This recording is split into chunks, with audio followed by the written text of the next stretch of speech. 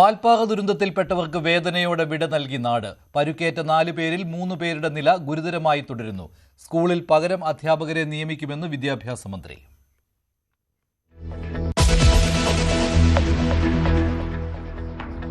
നിതിൻ രാജിന്റെ മരണവുമായി ബന്ധപ്പെട്ട് പുതിയ ദൃശ്യങ്ങൾ പുറത്ത്. പ്രിൻസിപ്പൽ കയർക്കുന്ന ദൃശ്യങ്ങൾ മരണത്തിന് തൊട്ടു മുൻപുള്ളത്.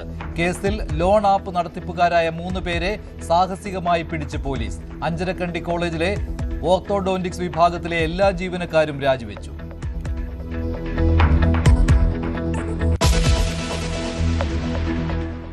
പശ്ചിമേഷ്യയിൽ വീണ്ടും സംഘർഷം ഉരുണ്ടുകൂടുന്നു. ഉപരോധം പിൻവലിച്ചില്ലെങ്കിൽ ഹോർമുസ് വീണ്ടും അടയ്ക്കുമെന്ന ഭീഷണിയുമായി ഇറാൻ.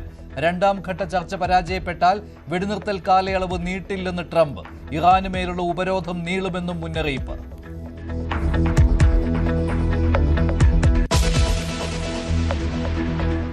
കൊടും ചൂടിൽ ചുട്ടുപൊള്ളി കേരളം. താപനില ഉയർന്നു നിൽക്കുന്നത് അസഹനീയമായ ചൂടിന് കാരണമാകുമെന്ന് കാലാവസ്ഥാ നിരീക്ഷണ കേന്ദ്രം.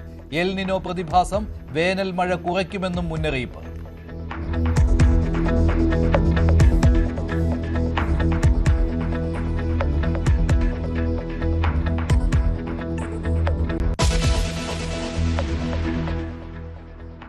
വനിതാ സംവരണ ബില്ലിന്മേൽ പോര് തുടർന്ന് ഭരണപക്ഷവും പ്രതിപക്ഷവും. ജനാധിപത്യത്തിന്റെ വിജയമെന്ന് പ്രതിപക്ഷം. പ്രതിപക്ഷത്തിന് രാജ്യത്തെ സ്ത്രീകളുടെ രോഷം നേരിടേണ്ടി വരുമെന്ന് BJP. പഴയ വനിതാ സംവരണ ബിൽ നടപ്പാക്കണമെന്നാവശ്യപ്പെട്ട് പ്രധാനമന്ത്രിക്ക് കത്ത് നൽകുമെന്ന് പ്രതിപക്ഷം.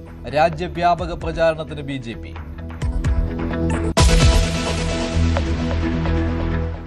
കുംഭമേളയിലെ വൈറൽ പെൺകുട്ടിയെ അറസ്റ്റ് ചെയ്യാൻ കേരള പോലീസില്ല. കോടതി ഉത്തരവുണ്ടെന്ന് മധ്യപ്രദേശ് പോലീസിനെ അറിയിച്ചെന്ന് കമ്മീഷണർ. സുരക്ഷ ഒരുക്കുന്ന കാര്യത്തിൽ തീരുമാനമെടുത്തിട്ടില്ലെന്നും പോലീസ്. കേരളത്തിൽ ഹിന്ദു പെൺകുട്ടികൾ വേട്ടയാടപ്പെടുന്നുവെന്ന് BHP.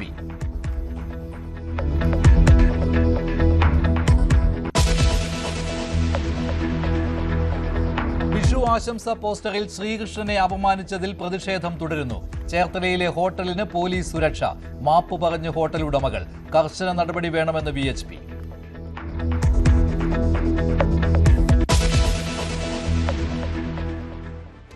തീരാ നോവായി അവർ 9 പേർ.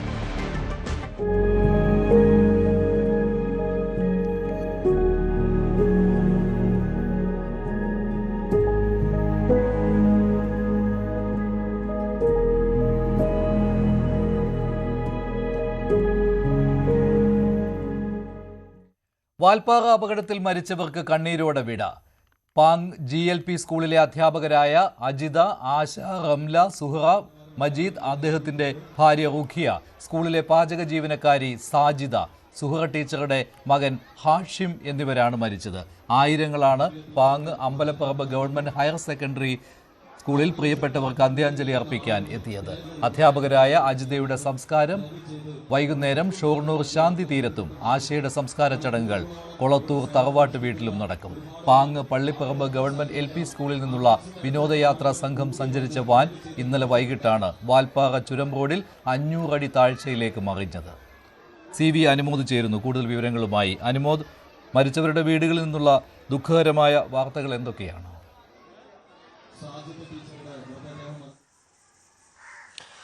മഞ്ജുഷ, അതീവ ദുഃഖകരமான സാഹചര്യങ്ങൾ. ഈ നാടൊന്നാകെ വിലാപത്തിൽ അലിഞ്ഞു എന്നൊക്കെ നമ്മൾ പറയുന്നത് അക്ഷരാർത്ഥത്തിൽ അതുതന്നെയാണെന്ന് പറയാം. നമ്മളിപ്പോൾ നിൽക്കുന്നത് ആ സ്കൂളിന് മുമ്പിലാണ്. കുറുവ ഗ്രാമപഞ്ചായത്ത് LP സ്കൂൾ എന്ന പാങ് പള്ളിപ്പറമ്പ് സ്കൂൾ. ഈ സ്കൂളിലെ 5 അധ്യാപകരും പാചക ജീവനക്കാരിയുമാണ് അപകടത്തിൽ മരിച്ചത്. അബ്ദുൽ മജീദ്, അദ്ദേഹത്തിൻ്റെ ഭാര്യ റുഖിയ, അതുപോലെ തന്നെ ഈ സ്കൂളിലെ പാചക ജീവനക്കാരിയ സാജിദ, ഷക്കീല എന്നിവരുടെ സംസ്കാരവും അതേപോലെ സുഹറ ടീച്ചറുടെയും മകൻ ഹാഷിമിൻ്റെയും സംസ്കാരവും ഇതിനോടകം തന്നെ കഴിഞ്ഞിരിക്കുന്നു. നേരത്തെ പറഞ്ഞതുപോലെ പ്രധാന അധ്യാപിക അജിതയുടെയും അതുപോലെ മറ്റൊരു അധ്യാപികയായ ആശയുടെയുമാണ് സംസ്കാരം ഇനി പൂർത്തിയാക്കാനുള്ളത്. റംല ടീച്ചറുടെ സംസ്കാര ചടങ്ങുകൾ ഇപ്പോൾ പുരോഗമിച്ചുകൊണ്ടിരിക്കുകയാണ്. ഇവിടെയാണ്, ഈ സ്കൂളിലാണ് ഇനി ഈ അവധി ദിവസങ്ങൾക്ക് ശേഷം തുറക്കാൻ പോകുമ്പോൾ നമ്മൾ കാണാൻ പോകുന്ന വലിയ ഒരു സങ്കടക്കടൽ. കാരണം ഇവിടുത്തെ 5 അധ്യാപകരും അവരുടെ സുഹൃത്തായ അവരുടെ പ്രിയപ്പെട്ട ജീവനക്കാരെ, പാചക ജീവനക്കാരിയാണ് ഇവിടുന്ന് മരിച്ചത്. ഇനി ഇവിടെ ശേഷിക്കുന്നത് 3 ടീച്ചർമാർ മാത്രമാണ്.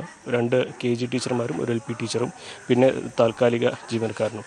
അങ്ങനെ ഈ സ്കൂളിൻ്റെ എല്ലാമായ എല്ലാവരും ഇല്ലാതായിപ്പോയ ഒരു സാഹചര്യമാണ് ഇവിടെയുള്ളത്. ഇപ്പോൾ നമ്മൾ കുറച്ച് നേരമായി ഇവിടെ വന്നിട്ട് ഇവിടെ പലരും വരുന്നുണ്ട്, പോകുന്നുണ്ട്. പക്ഷേ ഇനി ഈ കുട്ടികൾക്ക്, ഈ സ്കൂളിലെ കുട്ടികളുടെ അവരുടെ പ്രിയപ്പെട്ടവരുടെ ഓർമ്മകൾ ഈ കുട്ടികളെ വല്ലാതെ വേദനിപ്പിക്കുമെന്ന് സംശയിക്കേണ്ട. കാരണം സ്കൂൾ തുറന്ന് വരുമ്പോൾ അവർക്ക് മിഠായിയും പുസ്തകങ്ങളും ബലൂണുകളും ഒക്കെ ആയിട്ട് നിൽക്കാൻ ഇവിടെ അധ്യാപകരില്ല. പകരം ഈ ചുമരിലൊക്കെ ചിലപ്പോൾ അവരുടെ ചിത്രമായിരിക്കും ഉണ്ടാവുക. അതീവ വൈകാരികമാണ് ഈ ഒരു സാഹചര്യം. ഇന്ന് രാവിലെ മുതൽ നമ്മൾ ഇവരുടെ കണ്ണീരിന് ഇടയിലായിരുന്നു. 8:45 മൃതദേഹങ്ങൾ അമ്പലപ്പറമ്പ് ഹയർ സെക്കൻഡറി സ്കൂളിൽ എത്തിയത്. അവിടെയായിരുന്നു പൊതുദർശനം ഉണ്ടായത്. 10:15 പൊതുദർശനം നീണ്ടു. വളരെ വലിയ നിരയായിരുന്നു ആളുകളുടെ അന്ത്യാഞ്ജലി അർപ്പിക്കാനായിട്ട്. വളരെ ഏറെ സമയം നീണ്ടു നിന്ന ആയിരക്കണക്കിന് ആളുകൾ ഈ ഒരു അവസാന നിമിഷം അധ്യാപകരെയും അവരുടെ പ്രിയപ്പെട്ട സുഹൃത്തുക്കളെയൊക്കെ കണ്ട് യാത്ര പറയാനായി എത്തിയിരുന്നു. അതിനുശേഷം അവരുടെ വീടുകളിലേക്ക് മൃതദേഹങ്ങൾ കൊണ്ടുപോയി. ഇപ്പോൾ സംസ്കാര ചടങ്ങുകളും വളരെ വേഗത്തിൽ നടക്കുന്നു. ഇനി 3 പേരുടെ ചടങ്ങുകൾ മാത്രമാണ് പൂർത്തിയാക്കാനുള്ളത്.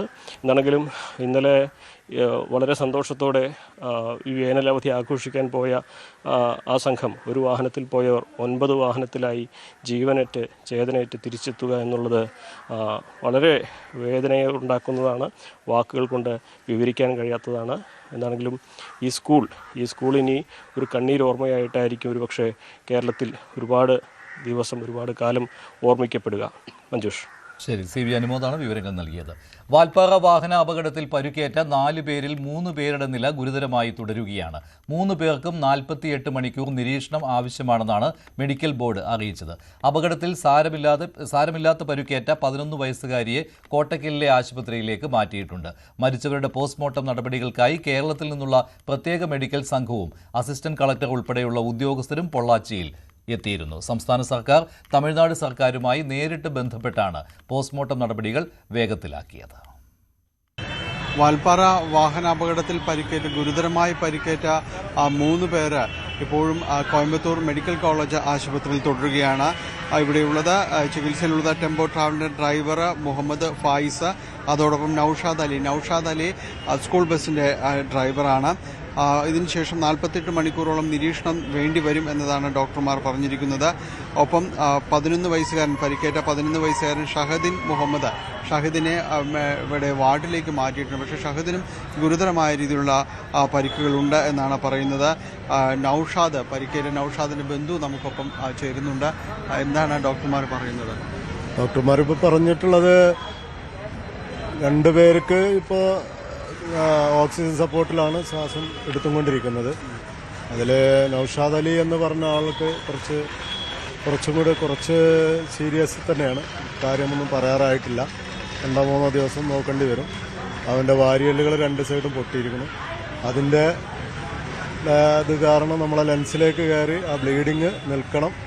എന്നാലേ നമുക്ക് കേരളത്തിലേക്ക് ട്രീറ്റ്മെൻറ്റിന് കൊണ്ടുപോകാനോ അതിനുള്ള സൗകര്യം ചെയ്യാനോ കഴിയുള്ളൂ എന്നാണ് ഡോക്ടർമാർ പറഞ്ഞത്. മലപ്പുറത്ത് നിന്ന് നമ്മളെ മെഡിക്കൽ സംഘം വന്ന് അവർ ഇന്നലെ 3:30-4 മണി മുതൽ അവർ ഇതുവരെയും ഉണ്ടായിരുന്നു.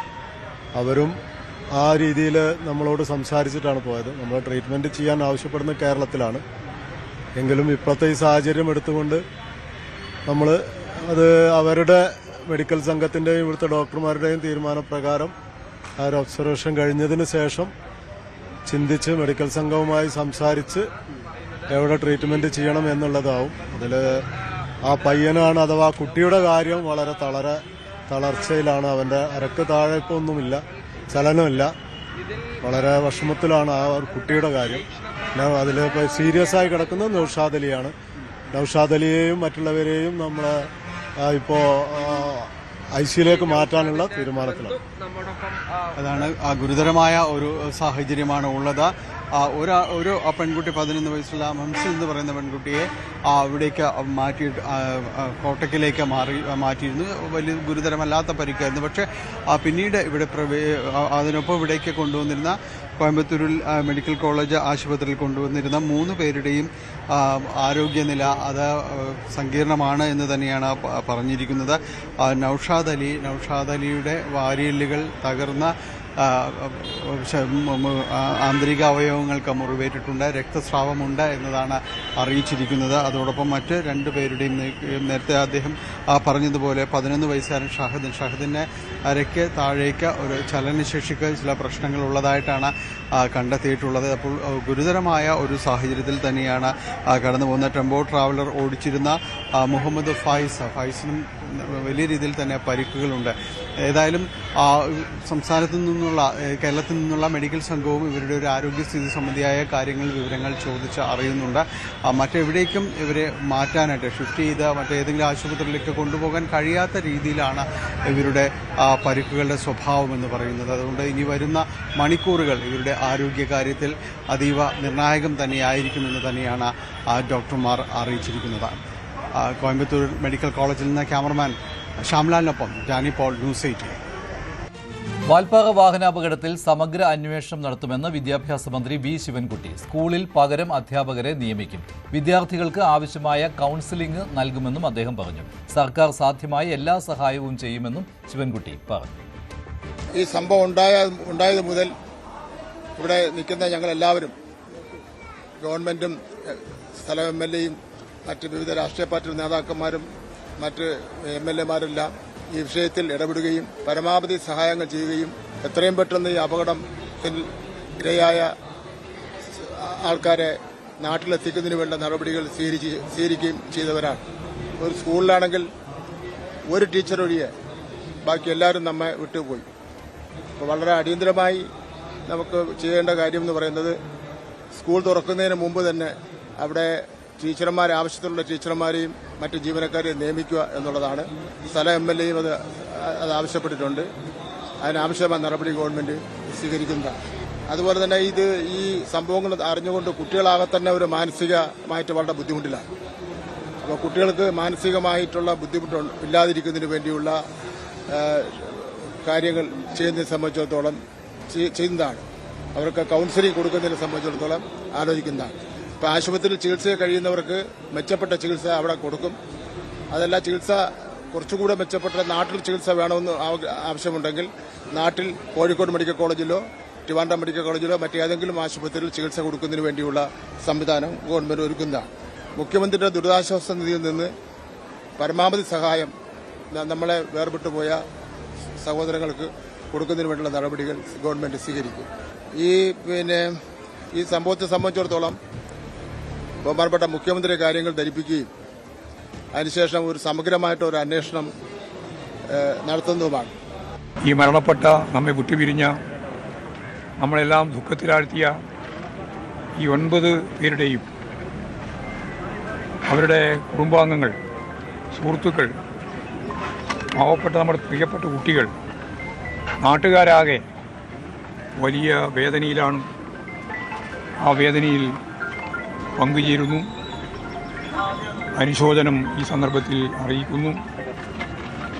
നമ്മുടെ നാട് അഭിമുഖീകരിച്ച ഇത്തരം ദുരന്തങ്ങളെ അവശേഷിക്കുന്നവരെ എല്ലാവരെയും ചേർത്ത് നിർത്തിക്കൊണ്ട് സമൂഹം ഈ വേദനകൾ മായ്ച്ച് മുന്നോട്ടേക്ക് പോകാനുള്ള സാംസ്കാരികമായ ഒരു തലം ഈ കേരളത്തിനുണ്ട്. ആ തലത്തിൽ നമുക്കെല്ലാം തീർച്ചയായിട്ടും ഈ ദുരന്തത്തെ അഭിമുഖീകരിക്കാനും നമ്മുടെ പുതിയ തലമുറയെ ഈ ദുരന്തം ഏറ്റുവാങ്ങേണ്ടി വന്ന പാവപ്പെട്ട നമ്മുടെ കുട്ടികളെ ഒരു സമൂഹത്തിൻ്റെ ഭാഗമാക്കി രൂപപ്പെടുത്താനും സാധിക്കത്തക്ക രീതിയിലുള്ള ഇടപെടൽ ഉണ്ടാവണം. ഗവൺമെൻറ് ഇത് പ്രഖ്യാപിച്ചിട്ടുണ്ട്. ഏറെ വേദനാജനകമായിട്ടുള്ള ഒരു വിയോഗം, പ്രത്യേകിച്ചും വളരെ സന്തോഷപൂർവ്വം യാത്ര പോയ അധ്യാപകരുടെ സംഘം. അതിൽ നമ്മുടെ നിയോജകമണ്ഡലത്തിൽ, പെരിന്തൽമണ്ണ നിയോജകമണ്ഡലത്തിലെ പാലൂര് സ്വദേശിയായിട്ടുള്ള പ്രിയപ്പെട്ട അജിത ടീച്ചറുടെ വേർപാട് കൂടി ഞങ്ങൾ നാട്ടുകാരെന്ന നിലക്ക് പ്രത്യേകിച്ചും ഏറെ വേദന ഉണ്ടാക്കുന്നതാണ്. മറ്റെല്ലാ മരണങ്ങളും വളരെ സങ്കടകരമായിട്ടുള്ള വേദനാജനകമായിട്ടുള്ള. അജിത ടീച്ചർക്കും കുടുംബത്തിനും അവരുടെ ബന്ധുക്കൾക്കൊക്കെ അന്ത്യാഞ്ജലികൾ അർപ്പിക്കുകയാണ്, ആദര അഞ്ജലികൾ അർപ്പിക്കുകയാണ്. നമുക്കൊക്കെ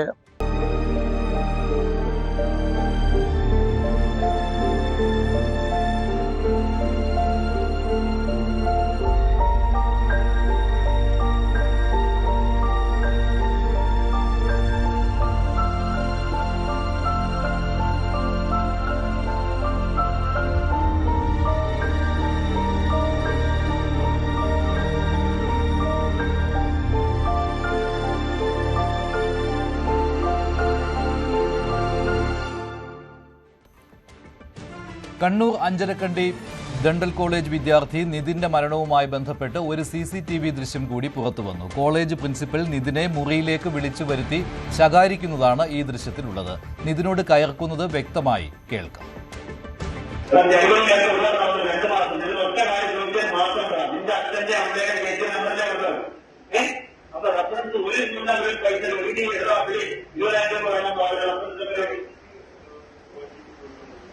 നിന്റെ അച്ഛന് അറിയുന്നതല്ലേ പറഞ്ഞു ആരും വിളിക്കുന്നുണ്ട്. അപ്പൊ പിന്നെ അച്ഛൻ വിളിക്കാറില്ലായിരുന്നു.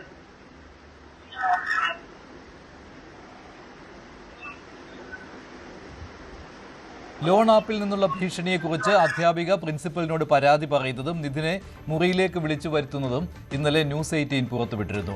ഇൻസ്റ്റന്റ് ലോൺ ആപ്പിന്റെ നോയിഡയിലുള്ള ആസ്ഥാനം അതിസാഹസികമായി കണ്ണൂർ പോലീസ് കണ്ടെത്തുകയും ചെയ്തു.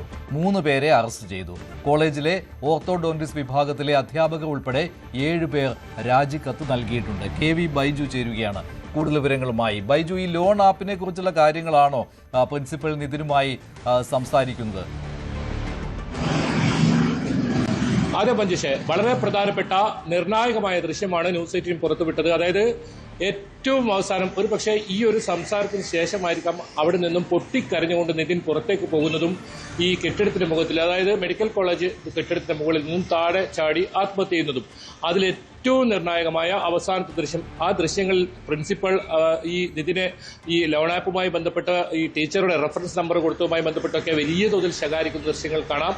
ഇന്നലെ നമ്മൾ 3 ദൃശ്യങ്ങളാണ് പുറത്തുവിട്ടത്. അതിൽ ഈ ലത എന്ന് പറയുന്ന ടീച്ചർ പരാതി നൽകാൻ വരുന്നതും പിന്നീട് നിതിനോട് ഇതിന്റെ വിശദീകരണം തേടുന്നതും ഏറ്റവും ഒടുവിലായി നിസ്റ്റ ഈ എന്ന ആപ്പുമായി അവരുടെ ആളുകളുമായി നടത്തിപ്പുകാരുമായി സംസാരിക്കുകയും അവർ ഒരിക്കലും റെഫറൻസ് നമ്പർ മാറ്റാൻ കഴിയില്ല എന്ന് പറയുന്ന ആ ദൃശ്യമാണെങ്കിൽ ഇപ്പോൾ പുറത്തു വന്നുള്ള ദൃശ്യത്തിൽ പ്രിൻസിപ്പൽ ആ നിതിനെ വലിയ തോതിൽ ശകാരിക്കുന്നത് നമുക്ക് കാണാം. ആ സമയത്ത് ലത എന്ന് പറയുന്ന അധ്യാപിക അവിടെയില്ല. അവർ പരാതി നൽകാനായി അവിടെ നിന്നും അവിടുന്ന് പോയിട്ടുണ്ട്. ഈ പ്രിൻസിപ്പളും മറ്റൊരു അധ്യാപകനും നിതിനും മാത്രം നിൽക്കുന്നതാണ് കാണുന്നത്. അവിടെ നിന്നാണ് നിതിന്റെ ഏറ്റവും അവിടുത്തെ അവസാനമായി ഉള്ള ഒരു ദൃശ്യം കൂടിയാണത്. എന്തായാലും ഇന്ന് 3 പ്രധാനപ്പെട്ട സംഭവങ്ങളാണ് നിതിന്റെ ഈ മരണവുമായി ബന്ധപ്പെട്ടുണ്ടായത്. അതിലൊന്ന് മറ്റൊരു പ്രധാനപ്പെട്ട കാര്യം, ഈ മൊബൈൽ ആപ്പ് കമ്പനിയിലെ 3 ആളുകളെ അറസ്റ്റ് ചെയ്തു എന്നത് തന്നെയാണ്. നോയിഡയിലെ എത്തിയാണ് ചക്രക്കൽ പോലീസ് ഇവരെ 3 പേരെയും അറസ്റ്റ് ചെയ്ത് ഇവരെ 3 പേരെയും ഇപ്പോൾ റിമാൻഡ് ചെയ്തിട്ടുണ്ട്. അതോടൊപ്പം മറ്റ് പ്രധാനപ്പെട്ട ഒരു സംഭവം ഉണ്ടായത്, തുടക്കത്തിൽ മഞ്ജു സൂചിപ്പിച്ചതിൽ തന്നെ 7 പേർ ഈ കോളേജിൽ നിന്നും ഇത്തരത്തിൽ രാജിക്കത്ത് നൽകിയിട്ടുണ്ടെന്നാണ്. ഇതിൽ ഹാഷിം എന്ന് പറയുന്ന അധ്യാപകനാണ് വകുപ്പ് മേധാവിയാണ് ആദ്യം രാജിക്കത്ത് നൽകിയെങ്കിൽ പിന്നീട് 7 അധ്യാപകർ രാജിക്കത്ത് നൽകിയിട്ടുണ്ട്. പ്രധാനമായും ഇവർ പറയുന്നത് ഈ വിദ്യാർത്ഥികൾ ഇത്തരത്തിൽ വലിയ തോതിൽ ആരോപണം അധ്യാപകർക്ക് നേരെ ഉന്നയിക്കുന്ന ഒരു സാഹചര്യത്തിൽ രാജിവെക്കുന്നു എന്നാണ്. ഏതായാലും ഇതൊരു സമ്മർദ്ദ തന്ത്രമാണെന്ന തരത്തിലാണ് ഇപ്പോൾ കാര്യങ്ങൾ വരുന്നത്. രക്ഷിതാക്കൾ ഉൾപ്പെടെ അത്തരം പരാതികളുമായി രംഗത്ത് വന്നിട്ടുണ്ട്. മൂന്നാമത്തത് നമ്മൾ പുറത്തുവിട്ട നിർണായകമായ ദൃശ്യം തന്നെയാണ്. കുടുംബം നേരത്തെ ആരോപിച്ചിരുന്നത് ആദ്യം പുറത്തുവിട്ട 3 ദൃശ്യങ്ങളിൽ ഈ നിതിനെ അല്ലെങ്കിൽ വെള്ളപൂശാൻ വേണ്ടി ഇവരെ ആരോപണ വിധേയരെ വെള്ളപൂശാൻ വേണ്ടി പുറത്തുവിട്ട ദൃശ്യങ്ങൾ എന്നൊക്കെയായിരുന്നു അവർ ആരോപണം ഉന്നയിച്ചതെങ്കിൽ അതെല്ലാം അസ്ഥാനത്തായിക്കൊണ്ട് കൃത്യമായി ഇതിൽ ഇവരുടെ ഗുരുതരമായ ഒരു തെറ്റ് ഈ അധ്യാപകരുടെ ഭാഗത്തുനിന്നുണ്ട് എന്ന് വേണം പറയാൻ. കാരണം 15,000 മാത്രം ലോൺ എടുത്ത ഒരു വിദ്യാർത്ഥി, വളരെ പാവപ്പെട്ട പശ്ചാത്തലത്തിൽ വരുന്ന വിദ്യാർത്ഥിയോട് ഇങ്ങനെയാണോ പെരുമാറേണ്ടതെന്ന് പോലും ചോദ്യമുയരുന്ന കേരള സമൂഹം തന്നെ ഇന്ന് ചോദ്യമുയർത്തിയ ഒരു ദൃശ്യമാണ് ന്യൂസ് 18 പുറത്തുവിട്ടത്. ഏതായാലും കുടുംബം ആവശ്യപ്പെട്ടതും അത് തന്നെയാണ്. അവിടെ നടന്ന മുഴുവൻ CCTV ദൃശ്യങ്ങളും പുറത്തുവിടണമെന്നാണ്. അതിൽ വളരെ പ്രധാനപ്പെട്ട ഒരു പക്ഷേ നിതിന്റെ സംസാരമുള്ള അവസാനത്തെ വീഡിയോ എന്ന് ഇതിൽ പറയേണ്ടി വരും. ആ ഒരു വീഡിയോ ആണ് ന്യൂസ് 18 പുറത്തുവിട്ടത്. അതിനുശേഷം നിതിൻ പിന്നീട് അവിടെ നിന്നും പൊട്ടിക്കരഞ്ഞുകൊണ്ട് പുറത്തേക്ക് പോവുകയും അങ്ങനെ ആത്മഹത്യ ചെയ്യുകയാണ് ഉണ്ടായത്. ഏതായാലും ഈ കേസിൽ പോലീസിന്റെ ഭാഗത്തു നിന്നും എന്താണ് കൃത്യമായി നിതിനെ ഈ ഒരു ആത്മഹത്യയിലേക്ക് പ്രേരിപ്പിച്ചെന്ന കാര്യത്തിൽ ഒരു ഔദ്യോഗിക സ്ഥിരീകരണം വരാനുണ്ട്. പോലീസിന്റെ ഒരു നിഗമനം എന്ന് പറയുന്നത് ഒന്ന് ഈ പ്രധാനമായും ഈ ഇൻസ്റ്റാപേ ആപ്പുമായി ബന്ധപ്പെട്ട ഒരു പ്രശ്നം തന്നെയാണ്. അവിടുന്ന് ഒരു പക്ഷേ മാർക്കൊക്കെ കുറയുന്ന രീതിയിൽ അല്ലെങ്കിൽ പഠനം മുന്നോട്ട് പോകാൻ കഴിയാത്ത ഒരു സാഹചര്യം നിതിന് അവിടെ അങ്ങനെ ഒരു സംശയം ഉണ്ടായിട്ടുണ്ടാകാം. അതോടൊപ്പം ഇൻസ്റ്റിറ്റ്യൂഷണൽ ഒരു ടോർച്ചറിംഗ് നടന്നിട്ടുണ്ട്, മാനസിക സമ്മർദ്ദം നിതിന് അവിടെ നിന്ന് ഉണ്ടായിട്ടുണ്ടെന്ന് പോലീസ് കൃത്യമായി പറയുന്നുണ്ട്. റാം ഉൾപ്പെടെയുള്ള ഈ വകുപ്പ് മേധാവിമാരുടെ ഒക്കെ ഒരു സമ്മർദ്ദം ഉണ്ടായിട്ടുണ്ട്. ഇത് രണ്ടുമാണ് നിതിന്റെ ആത്മഹത്യ കാരണമെന്നാണ് പറയുന്നത്. മറ്റ് വ്യക്തി ജീവിതത്തിൽ നിരവധി പ്രശ്നങ്ങൾ നിതിന് ഉണ്ടായിട്ടുണ്ട്. അത്തരം കാര്യങ്ങൾ ഇനി പോലീസാണ് വിവരിക്കുന്നത്. അത് ഈ കേസുമായി ബന്ധപ്പെട്ട് കിടക്കുന്നതാണോ അതല്ല, അത്തരം കാര്യങ്ങൾ പോലീസ് വിശദീകരിക്കുമ്പോൾ നോക്കേണ്ടതുണ്ട്. വ്യക്തിപരമായ ചില പ്രശ്നങ്ങൾ നിതിന് ഉണ്ടായിട്ടുണ്ടെന്നും മനസ്സിലാക്കുന്നു. അതോടൊപ്പം ഏറ്റവും ഒടുവിലായി പ്രിൻസിപ്പലിന്റെ ഈ വാക്കുകൾ നിതിനെ സംബന്ധിച്ചിടത്തോളം താങ്ങാൻ കഴിയുന്നതിനപ്പുറമായിരുന്നു. ആത്മഹത്യ ഒന്നിനും പരിഹാരമല്ല എന്ന് ആവർത്തിച്ച് വ്യക്തമാക്കുന്നു. ആ ഒരു വിഷമത്തിൽ അവിടെ നിന്നും നിതിൻ ഇറങ്ങുന്നു. നിതിൻ അതിനുശേഷം ആത്മഹത്യ ചെയ്യുന്നു. ഇതാണ് പോലീസിന്റെ ഒരു നിഗമനമുള്ളത്. എന്തായാലും ഔദ്യോഗികമായി പോലീസ് ഇക്കാര്യത്തിൽ ഒരു വിശദീകരണം ഉണ്ടാവും. ഇതിനിടെ തന്നെ റാം എന്ന് പറയുന്ന അധ്യാപകൻ മുൻകൂർ ജാമ്യാപേക്ഷ നൽകിയിട്ടുണ്ട്. 22-ാം തീയതിയാണ് ഈ ജാമ്യാപേക്ഷ പരിഗണിക്കുന്നത്. ഈ ഒരു സംഭവമായി നിതിന്റെ മരണവുമായി ബന്ധപ്പെട്ട് യാതൊരു ബന്ധവും തങ്ങൾക്കില്ല എന്നാണ് സംഗീതയും അതുപോലെ തന്നെ റാം ഈ കേസിൽ 2 പ്രതികളാണ് നിലവിലുള്ളത്. ആ 2 പ്രതികളും വ്യക്തമാക്കുന്നത്. എന്തായാലും കൂടുതൽ ഈ ലോൺ ആപ്പ് കമ്പനിയുടെ ആളുകളെ കൂടുതൽ നടപടി ഉണ്ടാകും. അവിടെയുള്ള ഉപകരണങ്ങളെല്ലാം പോലീസ് പിടിച്ചെടുത്തിട്ടുണ്ട്. വലിയ 40ഓളം ആളുകളാണ് ഈ റെയ്ഡ് നടക്കുന്ന സമയത്ത് ഉണ്ടായതെന്നാണ് പോലീസ് പറയുന്നത്. സാഹസികമായാണ് നോയിഡയിലെ ഇവരെ കേന്ദ്രത്തിലെത്തി പോലീസ് ഇവരെ റെയ്ഡ് ചെയ്ത് ഇവരെ 3 പേരെ അറസ്റ്റ് ചെയ്തിട്ടുള്ളത്. 3 പേരെയും ഇപ്പോൾ റിമാൻഡ് ചെയ്തിട്ടുണ്ട്. പോലീസ് അന്വേഷണം ഏതായാലും അന്തിമഘട്ടത്തിലാണെന്ന് പറയേണ്ടി വരും. ശരി, കെ വി ബൈജുവാണ് വിവരങ്ങൾ നൽകിയത്. മണ്ഡല പുനർനിർണയത്തിനുള്ള 131ാം ഭരണഘടനാ ഭേദഗതി ബിൽ പരാജയപ്പെട്ടതിന് പിന്നാലെ പാർലമെന്റിന്റെ പ്രത്യേക സമ്മേളനം അനിശ്ചിതമായി പിരിഞ്ഞു. പഴയ വനിതാ സംവരണ ബിൽ നടപ്പാക്കണമെന്നാവശ്യപ്പെട്ട് പ്രധാനമന്ത്രിക്ക് കത്ത് നൽകുമെന്ന് പ്രതിപക്ഷം അറിയിച്ചു. മണ്ഡല പുനർനിർണയ ബിൽ പാർലമെന്റിൽ പരാജയപ്പെടുത്താനായത് ജനാധിപത്യത്തിന്റെ വിജയമായാണ് പ്രതിപക്ഷം കരുതുന്നത്. രാജ്യത്തിന്റെ ഫെഡറലിസത്തെ ദുർബലപ്പെടുത്താനുള്ള ഗൂഢാലോചനയാണ് കേന്ദ്ര സർക്കാരിന്റേതെന്ന് വാർത്താസമ്മേളനത്തിൽ പ്രിയങ്ക ഗാന്ധി ആരോപിച്ചു. तो ये सब करने के लिए एक तरह से प्लान बनाने के लिए कि परमानेंटली हम सत्ता में कैसे रह सकते हैं और कैसे करें, महिलाओं का इस्तेमाल करके महिलाओं के नाम पर हम आरक्षण लाएं. अगर ये लोग सहमत होंगे, पारित हो जाएगा तो एक तरफ हम ये कर लेंगे, दूसरी तरफ से हमें सारी स्वतंत्रता मिल जाएगी कि काट पीट भी करिए, सीटों में किसी तरह से भी आप परसीमन करा दीजिए. 2011 के जनगणना के आधार पर होगा तो जाति जनगणना का भी कोई उनको रिकॉग्निशन नहीं लेना पड़ेगा. तो ये साफ है कि उन्होंने सोचा चलो पारित हो जाएगा तो जीत, पारित नहीं होगा तो हम हर नेता के सामने बाकी पार्टियों को महिला विरोधी कहकर महिलाओं के मसीहा बन जाएंगे. तो ये बहुत स्पष्ट है कि ये महिला आरक्षण बिल की बात नहीं थी, ये परसीमन की बात थी. और परसीमन इनको इस आधार पर करना था जिसमें इन्हें जाति के आंकड़े नहीं देखने की ज़रूरत होती और अपनी मनमानी करने की पूरी स्वतंत्रता मिलती. तो ये बिल्कुल मुमकिन ही नहीं था कि विपक्ष उनका साथ दे. और मैं बहुत खुश हूँ कि आप सबने, देश ने देखा कि जब विपक्ष एकजुट हो जाता है तो किस तरह से इनको हराया जाता है. ഭരണഘടനാ ഭേദഗതി ബിൽ പരാജയപ്പെടുത്തിയതിനെ ജനാധിപത്യത്തിന്റെ വിജയമെന്ന് പ്രതിപക്ഷം വിശേഷിപ്പിച്ചപ്പോൾ വനിതാ സംവരണം അട്ടിമറിച്ച പ്രതിപക്ഷത്തിന് രാജ്യത്തെ സ്ത്രീകളുടെ രോഷം നേരിടേണ്ടി വരുമെന്നായിരുന്നു ഭരണപക്ഷത്തിന്റെ ആരോപണം. कांग्रेस पार्टी को आप लोग भी बताना है, जश्न मनाने का जरूरत नहीं है, ये तो पाप काम किया है. महिलाओं को अधिकार नहीं दे करके जश्न मना रहे, ये तो शर्मनाक बात है. इसलिए ये जो बजट सेशन है बहुत सक्सेसफुल बजट सेशन रहा है. बस महिलाओं का अधिकार देने में असमर्थ रहा है. हमने कल पार्लियामेंट में भी कहा है कि महिलाओं को जो इज्जत, सम्मान और महिलाओं के लिए जो उत्थान देने वाला काम मोदी जी ने जो किया है कोई सोच भी नहीं सकता है. लेकिन ये हम आगे भी करते रहेंगे. मोदी जी ने कहा है कि उनके महिलाओं के प्रति जो उनके सोच, उसका सम्मान देने का जो अभियान है, ये पहले से भी और ताकत होकर के हम लोग आगे काम करेंगे. ഈ വിഷയത്തിൽ രാജ്യവ്യാപക പ്രചാരണം നടത്താനുള്ള നീക്കത്തിലാണ് ഭരണപക്ഷവും പ്രതിപക്ഷവും. വനിതാ സംവരണത്തിന്റെ പേര് പറഞ്ഞ് മണ്ഡലങ്ങൾ വെട്ടിമുറിച്ച് ഭരണം ഉറപ്പിക്കാനുള്ള BJP നീക്കമാണ് അട്ടിമറിക്കപ്പെട്ടതെന്ന് KC വേണുഗോപാൽ പറഞ്ഞു. കൂടുതൽ വിവരങ്ങളുമായി കിരൺ ബാബു ചേരുകയാണ് ന്യൂസ് ഡെസ്കിൽ നിന്ന്. കിരൺ, വനിതാ സംവരണ ബിൽ ഞങ്ങൾ കൊണ്ടുവന്നു, പക്ഷേ നിങ്ങൾ പരാജയപ്പെടുത്തി, സ്ത്രീകൾ നിങ്ങളോട് പകരം ചോദിക്കും. ഇതാണല്ലോ BJPയുടെ പ്രചാരണ ആയുധം എന്ന് പറയുന്നത്. സ്വാഭാവികമായും ബംഗാളിലും തമിഴ്നാട്ടിലും ഉടൻ തന്നെ ഈ കാര്യങ്ങൾ ഉന്നയിച്ചുകൊണ്ടുള്ള പ്രചാരണമായിരിക്കുമല്ലോ BJP നടത്താൻ പോകുന്നത്. ഇതിനെ ഏത് രീതിയിൽ പ്രതിരോധിക്കുവാനാണ് പ്രതിപക്ഷത്തിന്റെ തീരുമാനം? മഞ്ജുഷ, അത് തന്നെയാണ് ഏറ്റവും പ്രധാനം. ഇങ്ങനെ ഒരു ബില്ല് ലോക്സഭ കടക്കില്ല എന്നത് BJPക്കും കേന്ദ്ര സർക്കാരിനും വ്യക്തമായ ഉറപ്പുണ്ടായിരുന്നു. പക്ഷേ കടക്കാത്ത ഒരു ബില്ല് എന്തിനാണ് ഇങ്ങനെ ഈ സമയത്ത്, അതും പ്രത്യേകിച്ച് ബംഗാൾ, തമിഴ്നാട്, ആസാം, ഈ 3 സംസ്ഥാനങ്ങൾ, അതിൽ ബംഗാളും തമിഴ്നാടും 2 വലിയ സംസ്ഥാനങ്ങൾ, ഈ 2 വലിയ സംസ്ഥാനങ്ങൾ പ്രതിപക്ഷ പാർട്ടികൾ ഭരിക്കുന്ന സംസ്ഥാനങ്ങളിൽ തെരഞ്ഞെടുപ്പ് നടക്കുന്നതിൻ്റെ തൊട്ട് തലേ ദിവസം എന്ന് തന്നെ പറയാം, ആ തരത്തിലേക്ക് തെരഞ്ഞെടുപ്പിന് ഏതാനും ദിവസങ്ങൾ മാത്രം ബാക്കി നിൽക്കെ ഇങ്ങനെ ഒരു ബില്ലിൻ്റെ അവതരണവും അതിനുവേണ്ടി പ്രത്യേക സെഷനുമൊക്കെ നടത്തിയത്. ഇത് രാജ്യത്ത് വനിതാ സംവരണം നടപ്പാക്കുന്നതിനെ അട്ടിമറിക്കുന്നത് പ്രതിപക്ഷമാണ് എന്ന തരത്തിലേക്കുള്ള പ്രചരണമാണ്. രാജ്യത്തെ സ്ത്രീകൾ പ്രതിപക്ഷത്തോട് പൊറുക്കില്ല എന്ന തരത്തിലാണ് പ്രചരണം BJP നടത്തുന്നത്. അത് ഓൾറെഡി BJP ആ തരത്തിലേക്കുള്ള പ്രചരണം ആരംഭിച്ചു കഴിഞ്ഞു. ഇപ്പോൾ തമിഴ്നാടും ബംഗാളും കേന്ദ്രീകരിച്ചാണ് പ്രചരണം നടത്തുന്നത്. രാജ്യവ്യാപകമായി തന്നെ ആ തരത്തിലാണ് പ്രചരണം നടത്തുന്നത്. എന്നാൽ മറുപക്ഷവും ഇന്ത്യ ബ്ലോക്കും ഈ ആക്രമണത്തിനെ ഒരു പ്രതിരോധം എന്ന നിലയിൽ തന്നെ അവർ രാജ്യവ്യാപകമായി വാർത്താ സമ്മേളനം നടത്താനാണ് തീരുമാനിച്ചിരിക്കുന്നത്. വനിതാ സംവരണം നടപ്പാക്കുന്നതിന് ഏതെങ്കിലും തരത്തിൽ പ്രതിപക്ഷം എതിരല്ല. വനിതാ സംവരണത്തെ അല്ല എതിർത്തത്, രാജ്യത്തെ ഫെഡറലിസത്തെ അട്ടിമറിച്ചുകൊണ്ട് സംസ്ഥാനങ്ങളിലെ ആകെയുള്ള ലോക്സഭാ സീറ്റുകളുടെ എണ്ണം വർദ്ധിപ്പിക്കുന്നതിനെയും ഡീലിമിറ്റേഷൻ നടത്തുന്നതിനെയും മണ്ഡല പുനർനിർണ്ണയം നടത്തുന്നതിനെയുമാണ് എതിർത്തത്.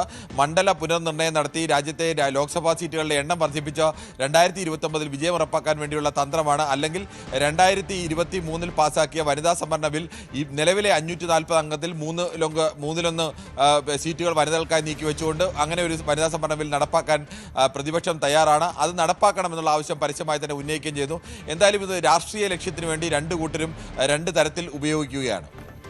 ശരി, കിരൺ ബാബുവാണ് വിവരങ്ങൾ നൽകിയത്. ഇറാനുമായുള്ള 2ാം ഘട്ട ചർച്ച പരാജയപ്പെടുകയാണെങ്കിൽ വെടിനിർത്തൽ കാലയളവ് നീട്ടിയേക്കില്ലെന്ന് American president Donald Trump.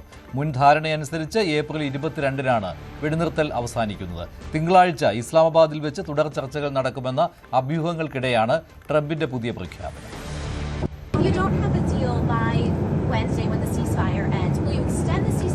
I don't know. Maybe not. Maybe I won't extend it. Okay. But the blockade is going to remain. But maybe I won't extend it. So you have a blockade, and unfortunately we'll have to start dropping bombs again. Thank you very much, everybody. Thank you. I think it's going to happen.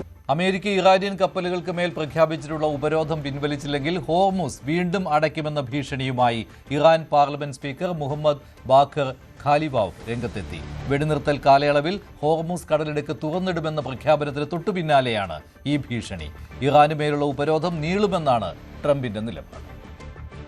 But the naval blockade, with the greatest navy in the world, from the greatest military the world has ever seen, we built it during my first term. We built it. They said I was crazy.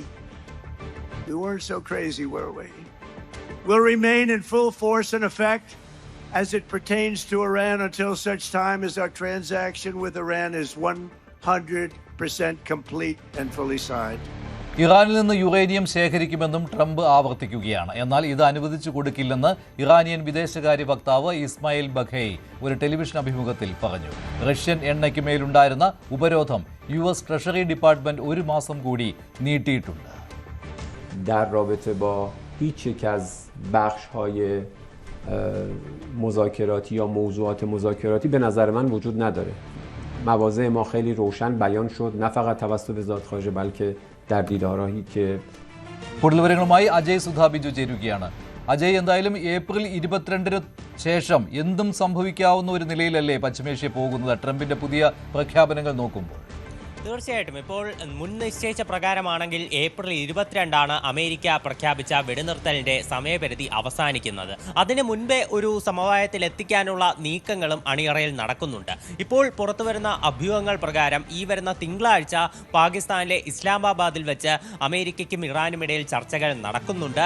ഇത് സത്യമാണെങ്കിൽ ഇന്ന് വൈകിട്ട് അല്ലെങ്കിൽ നാളെ പുലർച്ചെയോടെ American Iranian പ്രതിനിധികൾ പാകിസ്ഥാനിൽ എത്തിച്ചേരും. അതിനുശേഷം തിങ്കളാഴ്ചയോടെ കൂടിക്കാഴ്ചകളും അതുപോലെ തന്നെ ചർച്ചകളും പുനരാരംഭിക്കും. ഈ ചർച്ചകൾ ഫലവത്തായില്ലെങ്കിൽ ഇറാന് മേലുള്ള വെടിനിർത്തൽ കാലയളവ് നീട്ടിയേക്കില്ലെന്നാണ് ട്രംപിന്റെ ഒരു പുതിയ അറിയിപ്പ് എന്ന് പറയുന്നത്. ഇത് അദ്ദേഹം ഉറപ്പിച്ച് പറയുന്നില്ല, ചിലപ്പോൾ നീട്ടാൻ സാധ്യതയുണ്ടെന്ന് ട്രംപ് പ്രഖ്യാപിക്കുന്നുമുണ്ട്. അതുപോലെ തന്നെ ഇപ്പോൾ ഈ ഹോർമുസ് കടലിടുക്കിന്റെ വിഷയത്തിലും ഇറാനിൽ നിന്ന് സമ്പുഷ്ടീകരിച്ച യുറേനിയം കൊണ്ടുപോകുന്ന കാര്യത്തിലും അമേരിക്ക കൂടുതൽ കടുത്ത നിലപാടുകൾ എടുക്കുകയാണ്. ഇപ്പോൾ ഇത്തരത്തിൽ കടുത്ത നിലപാടുമായി ട്രംപ് മുന്നോട്ട് പോകുന്ന സാഹചര്യത്തിൽ ഇറാൻ ഇറാനും ഒട്ടും വിട്ടുകൊടുക്കുന്നില്ല. ഇറാന്റെ പാർലമെന്റ് സ്പീക്കറായിട്ടുള്ള മുഹമ്മദ് ബാഖർ കാലിബാഫ് ഇപ്പോൾ ശക്തമായിട്ടുള്ള ഒരു അറിയിപ്പ് തന്നെ പുറത്തുവിടുന്നു. അതായത് ഈ ഹോർമുസ് കടലിടുക്കിൽ ഇറാനിയൻ കപ്പലുകൾക്ക് മേലുള്ള അമേരിക്കൻ ഉപരോധം തുടരുകയാണെങ്കിൽ ഹോർമുസ് കടലിടുക്ക് തങ്ങൾ വീണ്ടും അടയ്ക്കും എന്നതാണ് MB ഖാലിബാഫിന്റെ ഭീഷണി എന്ന് പറയുന്നത്. ഇത് ഹോർമുസ് കടലിടുക്ക് പൂർണ്ണമായി തുറന്നു എന്നുള്ള ഇറാന്റെ അറിയിപ്പ് വന്നതിന് തൊട്ടു പിന്നാലെയാണ് മുഹമ്മദ് ബാഖർ ഖാലിബാഫ് ഇത്തരമൊരു ഭീഷണിയും കൂടി പുറത്തുവിട്ടത്. എന്തായാലും ട്രംപ് ഹോർമുസിന്റെ വിഷയത്തിൽ ഒരു വിട്ടുവീഴ്ചയ്ക്കും തയ്യാറല്ല. ഇറാനിയൻ കപ്പലുകൾക്ക് മേലുള്ള ഉപരോധം തുടരും എന്ന് തന്നെയാണ് ട്രംപ് വ്യക്തമാക്കുന്നത്. അതുപോലെ ഇറാനിൽ നിന്ന് സമ്പുഷ്ടീകരിച്ച യുറേനിയം അത് US കൊണ്ടുപോകുമെന്നും ഇതിനായി വിദഗ്ധരായിട്ടുള്ള ഉദ്യോഗസ്ഥരെയും ഉപകരണങ്ങളെയും ഇറാനിലേക്ക് എത്തിക്കുമെന്നും ട്രംപ് പറയുന്നുണ്ട്. അതായത് ഇറാനുമായിട്ട് ഒരു ഡീലിനാണ് ശ്രമിക്കുന്നത്. ഇത്തരമൊരു സന്ധി സംഭാഷണത്തിലൂടെ ഒരു ഡീലിലേക്ക് എത്തിയാൽ ഇറാന്റെ അനുമതിയോടെ തന്നെ ഈ ഒരു യുറേനിയം അമേരിക്കയിലേക്ക് കൊണ്ടുപോകും.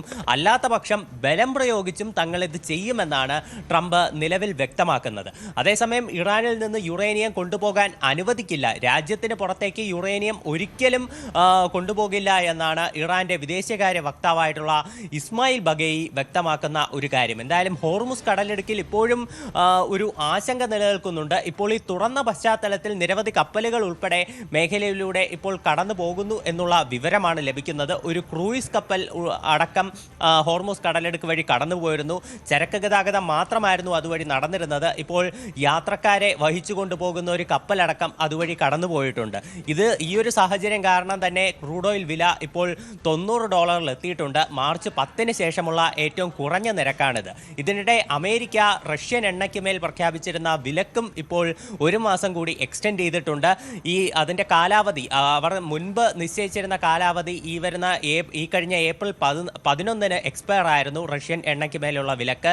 ഇപ്പോൾ അത് നീട്ടിയിട്ടുണ്ട്. ഏപ്രിൽ 17 മുതൽ അടുത്ത മെയ് 16 വരെയാണ് അമേരിക്കയുടെ ട്രഷറി ഡിപ്പാർട്ട്മെന്റ് നിശ്ചയിച്ചിട്ടുള്ള സമയപരിധി എന്ന് പറയുന്നത്. ഇത് തീർച്ചയായിട്ടും ഇന്ത്യക്കും ആശ്വാസകരമാണ്. ശരി, അജയ് സുധാബിജുവാണ് വിവരങ്ങൾ നൽകിയത്.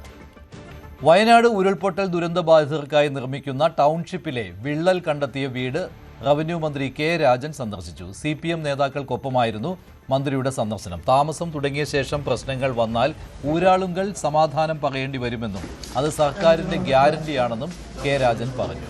മേൽക്കൂരയിൽ വെള്ളം കിനിഞ്ഞു വന്ന പാടുണ്ടെന്നും എന്നാൽ വിള്ളൽ ഉണ്ടായിട്ടില്ലെന്നുമാണ് മന്ത്രി വ്യക്തമാക്കിയത്.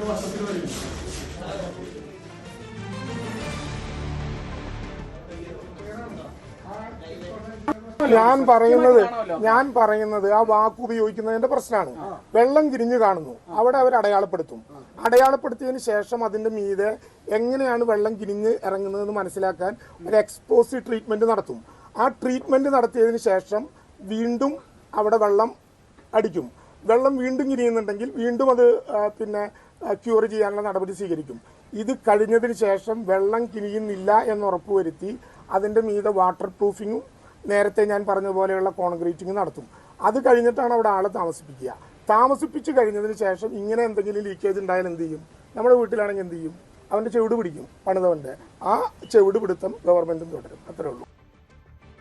സംവിധായകൻ രഞ്ജിത്തിനെതിരായ പീഡന കേസിൽ കുറ്റപത്രം പരമാവധി വേഗത്തിൽ നൽകുമെന്നും Kochi city police commissioner Kaliraj Mahesh Kumar. Bobby Kurian, Shalini എന്നിവരെ ചോദ്യം ചെയ്തതിന്റെ വിശദാംശങ്ങൾ പുറത്തു പറയാൻ കഴിയില്ല. കേസിൽ കൂടുതൽ പ്രതികൾ ഉണ്ടോ എന്ന് പറയാൻ കഴിയില്ലെന്നും പോലീസ് പറയുന്നു. കേസിൽ ICC അംഗങ്ങളുടെ മൊഴി എടുത്തിട്ടില്ലെന്നും കമ്മീഷണർ വ്യക്തമാക്കി. നടി നൽകിയ ലൈംഗിക അതിക്രമ പരാതിയിൽ സംവിധായകൻ രഞ്ജിത്തിന്റെ കേസിൽ എത്രയും വേഗം കുറ്റപത്രം സമർപ്പിക്കാൻ ഒരുങ്ങുകയാണ് അന്വേഷണ സംഘം. അതിന്റെ ഭാഗമായി പരമാവധി തെളിവുകൾ ശേഖരിക്കുക എന്നൊരു ഘട്ടത്തിലേക്കാണ് കടന്നിരിക്കുന്നത്. നടനും രഞ്ജിത്തിന്റെ സുഹൃത്തുമായിട്ടുള്ള ബോബി കുര്യന്റെ മൊഴി കഴിഞ്ഞ ദിവസം രേഖപ്പെടുത്തിയിരുന്നു. അതിലിപ്പോഴും പോലീസ് വിശ്വാസത്തിലെടുത്തിട്ടില്ല. ഇടുക്കിയിലേക്ക്, മൂന്നാറിലേക്ക് രഞ്ജിത്തിനോടൊപ്പം പോയത് അത് തന്റെ ബന്ധുവിനെ കാണാൻ വേണ്ടിയിട്ടാണ്. ആ സമയത്ത് രഞ്ജിത്തും ശാലിനിയും ഒപ്പം ഉണ്ടായിരുന്നു എന്ന ഒരു മൊഴിയാണ് നൽകിയത്. പക്ഷെ ഇത് പോലീസിന്റെ അനുമാനം അനുസരിച്ച് രഞ്ജിത്തിനെ രക്ഷപ്പെടാൻ സഹായിക്കുകയായിരുന്നു ബോബി കുര്യൻ എന്നാണ്. ഈ കേസിനെ കുറിച്ച് അറിയില്ല എന്നായിരുന്നു ബോബി കുര്യൻ നൽകിയ മൊഴിയും. എന്തായാലും വീണ്ടും ബോബി കുര്യനെ ചോദ്യം ചെയ്യാൻ വിളിപ്പിക്കുമെന്നാണ് അറിയാൻ സാധിക്കുന്നത്. എന്തായാലും കേസുമായി ബന്ധപ്പെട്ട് കൂടുതൽ വിവരങ്ങൾ ഇപ്പോൾ പുറത്തു പറയാനായിട്ടില്ല എന്ന് സിറ്റി പോലീസ് കമ്മീഷണർ വ്യക്തമാക്കി.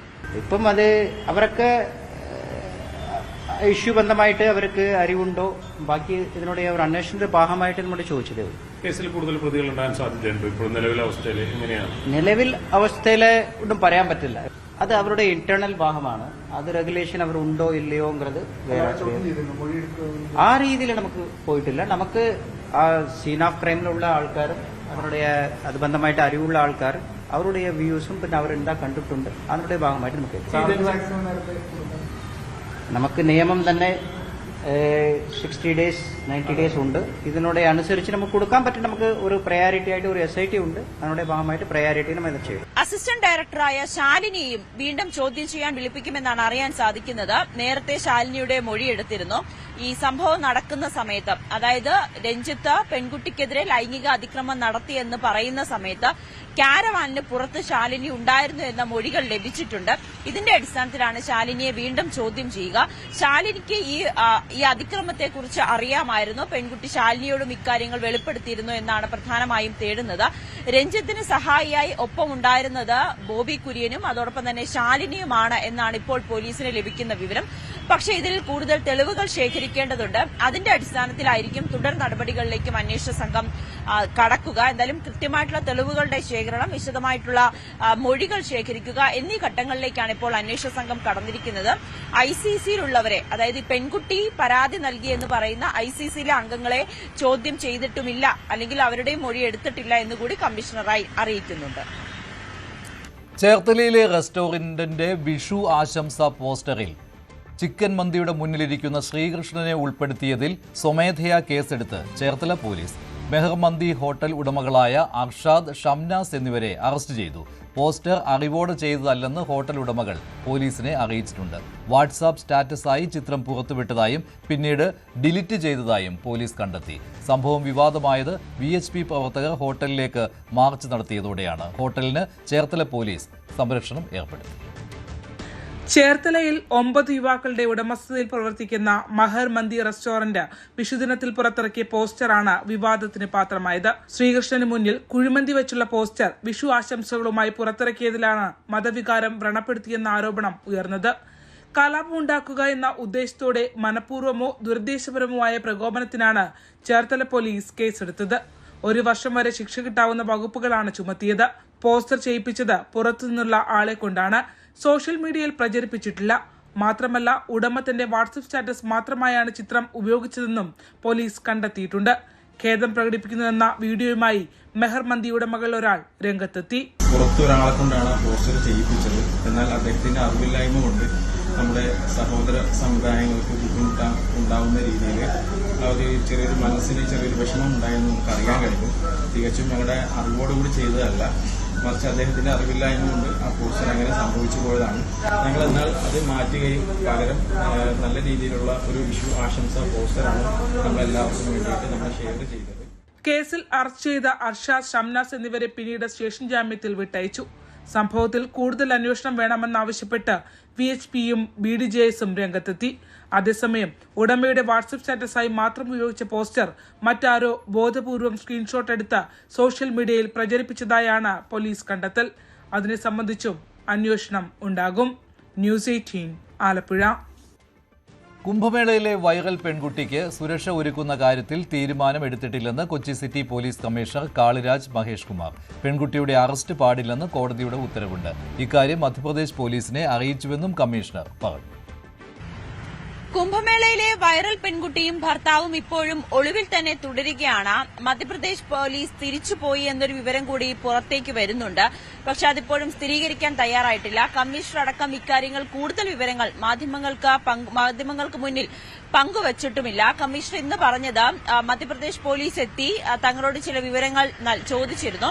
ഒരു സേന മറ്റൊരു സേനയ്ക്ക് നൽകേണ്ട സഹായങ്ങളെല്ലാം തന്നെ ഇതിനോടകം തന്നെ നൽകിയിട്ടുമുണ്ട്. കൂടുതൽ കാര്യങ്ങൾ, ഈ കേസുമായി ബന്ധപ്പെട്ട കൂടുതൽ കാര്യങ്ങൾ അറിയില്ല എന്നുകൂടി കമ്മീഷണർ വ്യക്തമാക്കിയിട്ടുണ്ട്. അതോടൊപ്പം തന്നെ ഹൈക്കോടതിയുടെ ഉത്തരവ് അത് മധ്യപ്രദേശ് പോലീസിന് കൈമാറിയിട്ടുണ്ട് എന്നുകൂടിയാണ് സിറ്റി പോലീസ് കമ്മീഷണർ അറിയിച്ചിരിക്കുന്നത്. അവരുടെ അച്ഛനുடைய പരാതിയിൽ മധ്യപ്രദേശിൽ ഒരു കിഡ്നാപ്പിംഗ് കേസ് എടുത്തിട്ടുണ്ട്. അതിനുடைய അന്വേഷണത്തിന്റെ ഭാഗമായിട്ട് മധ്യപ്രദേശ് പോലീസ് നമുക്കിവിടെ എത്തിയിട്ടുണ്ടായിരുന്നു. നമ്മവിടെ ഹൈക്കോടതിയുടെ ഓർഡറും ഇതാണ് സ്റ്റേറ്റസ്. അത് 20-ാം തീയതി വരെ ഏതെങ്കിലും ഫോഴ്സിബിൾ ആക്ഷൻ എടുക്കാം.